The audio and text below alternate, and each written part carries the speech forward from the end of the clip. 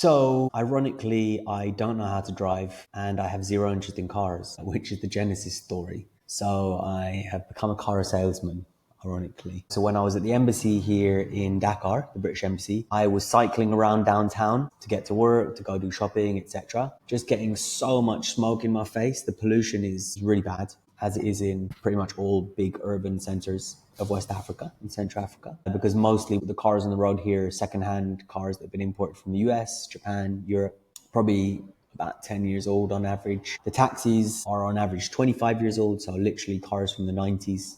So yeah, getting all this smoke in my face and not really understanding why no one had made an effort to replace these taxis, because they're pretty bad for the image of the city and they're really bad in terms of pollution. So the traditional taxis are only 5% of cars here on the roads in Dakar, but represent 40% of the urban air pollution. And bearing in mind the air pollution is responsible for a quarter of infant deaths in West and Central Africa right now. Yeah, so I'm either cycling around during the day and getting all this smoke in my face, or I'm going out in the evening because I don't know how to drive and I'm going for a few drinks and getting a taxi. And you're in the taxis, the aircon doesn't work, so the windows are open, so you're getting even more smoke in your face. In urban centers where you're in a more middle income context, I didn't understand why there hadn't been the investment made to tackle this low hanging fruit in development parlance, where you replace only 5% of the cars and you're able to eliminate 40% of the air pollution, which has here a public health cost of $25 million a year.